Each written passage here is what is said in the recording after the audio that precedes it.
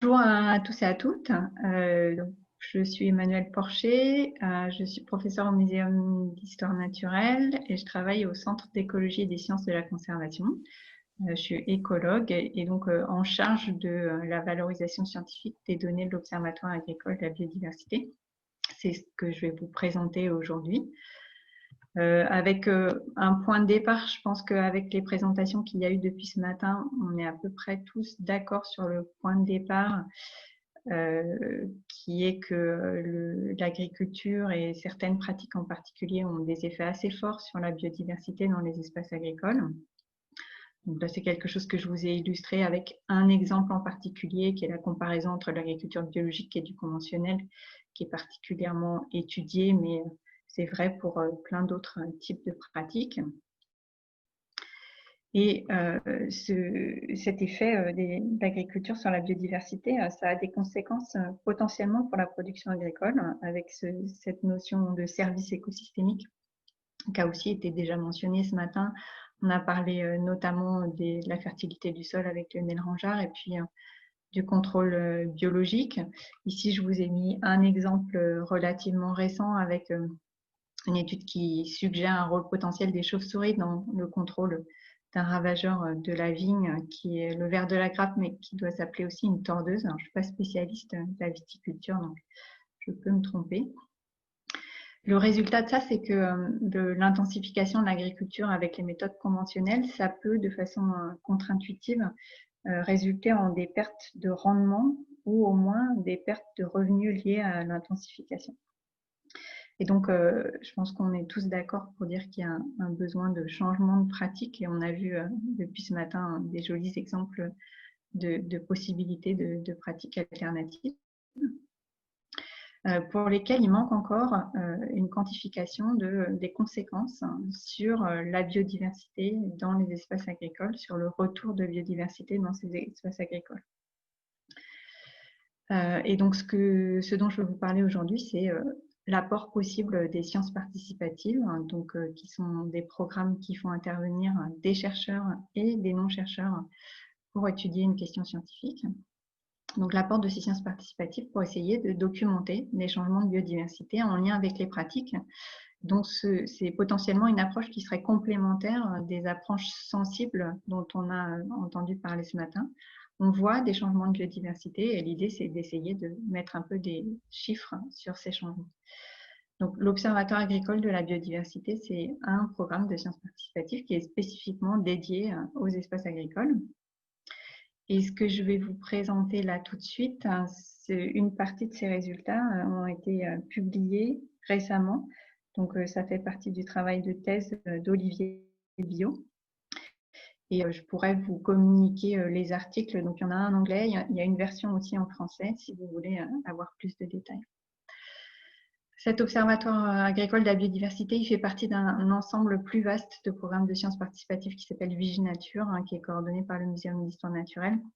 Et ces programmes s'adressent à différents types de publics, de participants, avec à la fois des observatoires pour des gens qui ont des compétences naturalistes très poussées, pour des gens qui ne connaissent pas forcément la nature, les espèces, et puis des observatoires pour les professionnels, dont fait partie l'Observatoire agricole de la biodiversité. Donc, cet observatoire agricole de la biodiversité, son principe, c'est de proposer aux agriculteurs et de façon plus large aux professionnels du monde agricole des dispositifs pour observer la biodiversité dite ordinaire, c'est-à-dire des espèces relativement communes, directement dans les parcelles. Donc, ma présentation aujourd'hui, elle est assez rapide. Je ne vais pas pouvoir rentrer dans les détails de tout ce qui se fait dans l'OAB, mais je vous ai mis l'adresse du site internet de cet observatoire. Vous pourrez avoir beaucoup plus de détails sur ce site web. L'observatoire, il existe depuis 2011 et à l'heure actuelle, il y a des observations qui ont été faites dans plus de 3000 parcelles qui sont distribuées sur toute la France métropolitaine, avec une répartition en différents grands types de cultures qui est représentative de l'assolement, donc une majorité d'observations dans des parcelles en grande culture, mais un nombre non négligeable pour le sujet qui nous intéresse aujourd'hui en viticulture. C'est la participation à l'observatoire, elle est sur la base du volontariat et l'échantillon des personnes qui ont choisi d'envoyer leurs données n'est pas nécessairement complètement représentatif de l'ensemble des agriculteurs et notamment quelque chose qui est assez frappant, c'est qu'on observe une surreprésentation des agriculteurs en agroécologie qui représentent un quart des participants à l'Observatoire agricole de la biodiversité par rapport à de l'ordre de 7% au niveau national. Ce que je voulais vous dire aussi sur cet observatoire, c'est que c'est au départ une initiative du ministère de l'Agriculture qui est pilotée par le Muséum national d'histoire naturelle et l'Assemblée permanente des chambres d'agriculture, et également en partenariat avec l'Université de Rennes 1 pour le suivi des vers de terre.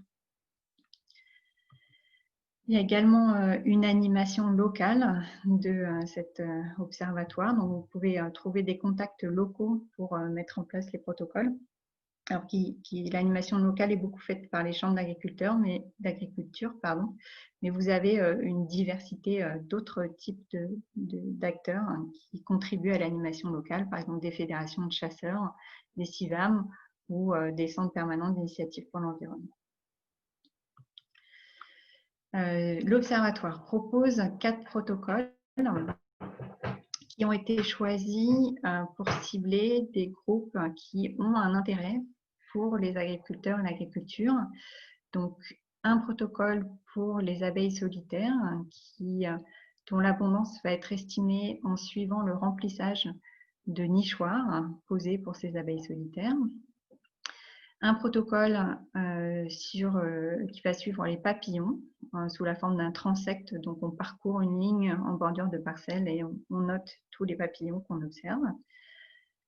Un protocole pour les invertébrés qu'on trouve sur le sol par l'intermédiaire de poses de planches en bois qu'on va relever régulièrement et pareil, comptage de l'ensemble des individus qu'on observe.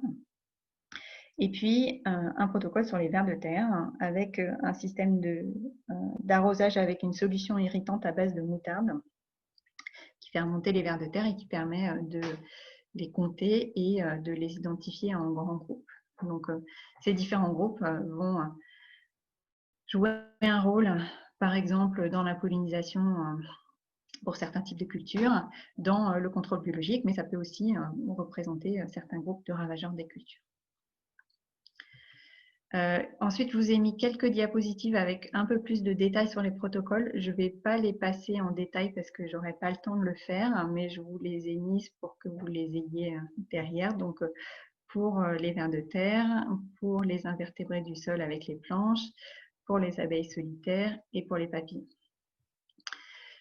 En parallèle de ces informations sur la biodiversité, les participants vont aussi renseigner des données de pratique dans leur exploitation sur la parcelle qui a été suivie. Donc, par exemple, quelle est la surface de la parcelle concernée, quelle est la culture en place au moment des relevés de biodiversité, quels sont les traitements qui ont été réalisés, etc. etc.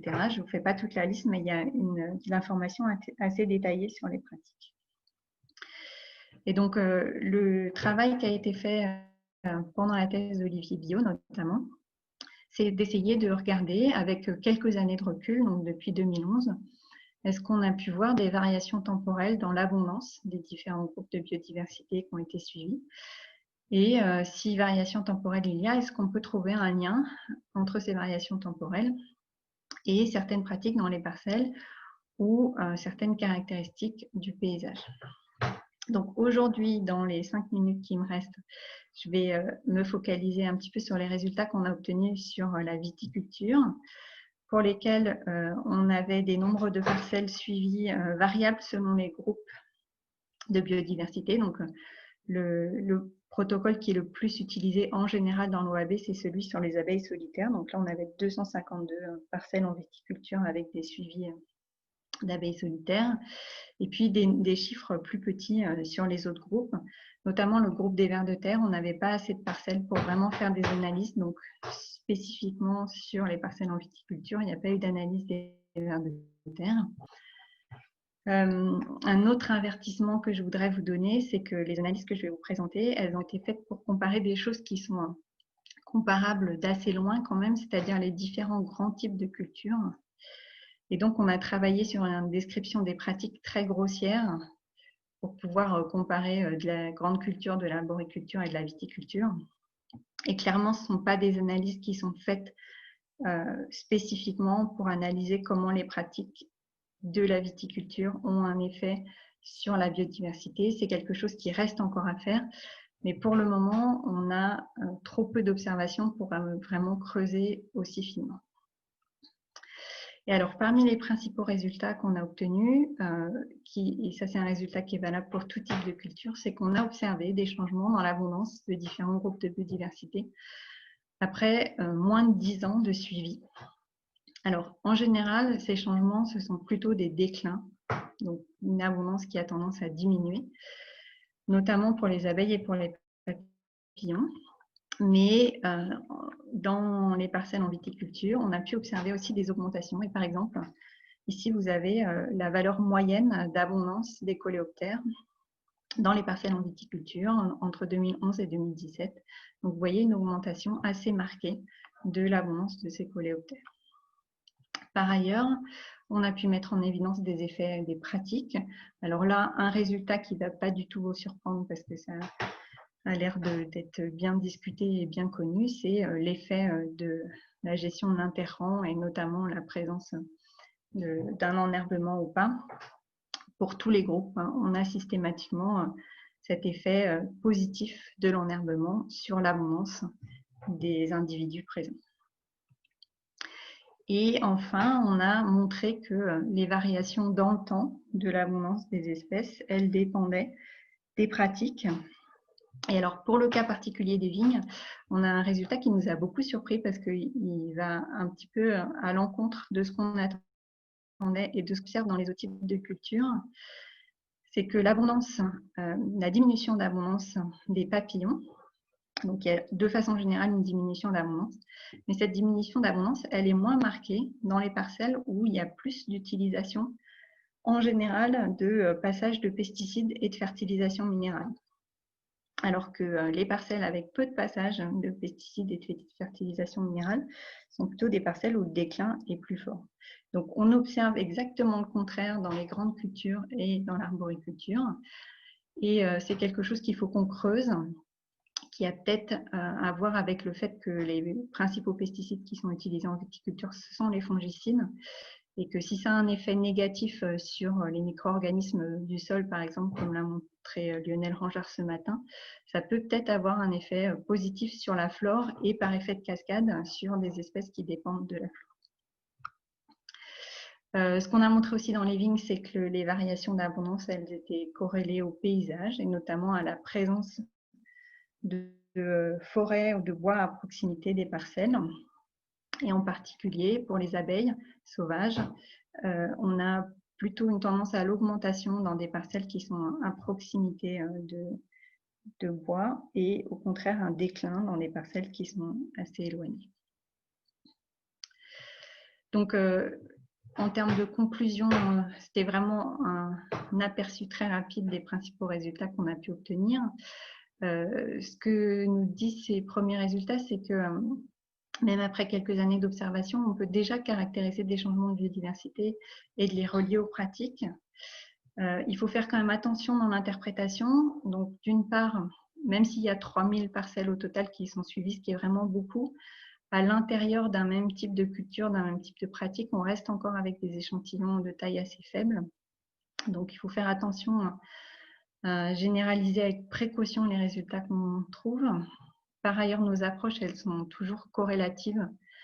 On n'a pas démontré un lien de cause à effet entre les corrélations qu'on observe. Donc, c'est pareil, il faut toujours faire très attention dans les interprétations. Et on est limité aussi par le fait que les participants ne restent souvent pas longtemps dans l'observatoire. Ils participent 1 année, 2 années, des fois 3 années, puis ils arrêtent. Et on a très peu de séquences vraiment de 7 ou 8 ans sur une même parcelle. En termes de perspective, dans le cadre de sa thèse, Olivier Billot va essayer d'étudier à quel point est-ce que le fait pour une personne d'avoir participé à l'OAB, ça peut influencer sa perception de la place de la biodiversité dans l'agriculture et éventuellement contribuer à le faire changer ses pratiques. Il y a plusieurs nouveaux protocoles qui sont en phase de test ou en phase de développement, donc notamment un protocole pour le suivi des chauves-souris qui a été testé cette année et des discussions sur des protocoles pour le suivi des oiseaux et des plantes. Et enfin, il y a des discussions pour essayer d'avoir une extension vers un observatoire spécifiquement orienté sur la vigne, donc un observatoire viticole de la biodiversité, avec plusieurs pistes en cours d'examen. Donc, par exemple, au niveau des Côtes-du-Rhône, il y a une convention qui a été signée l'année dernière avec l'Institut français de la vigne et du vin et le syndicat des vignerons du Côtes-du-Rhône, bien sûr le muséum qui travers l'Observatoire agricole de la biodiversité. Des discussions pour ajouter la participation à l'OAB dans la notation pour la certification Therapitis. Et puis des réflexions qui commencent à s'organiser sur les relations entre biodiversité et viticulture. Donc la journée d'aujourd'hui en est un bon exemple, mais il y a un autre colloque, par exemple, en préparation là-dessus. Et enfin, certains sites de démonstration de l'Observatoire agricole de la biodiversité, donc qui sont des endroits privilégiés pour communiquer autour de cet observatoire.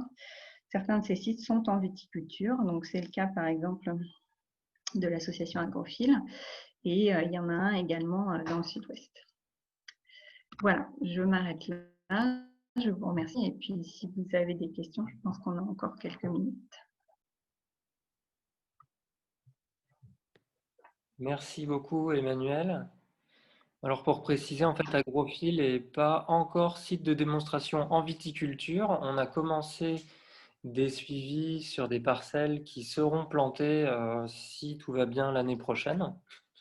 Mais ça permettra justement aussi de documenter le changement d'usage de la parcelle, passer de grande culture à viticulture, ce qui peut être assez intéressant.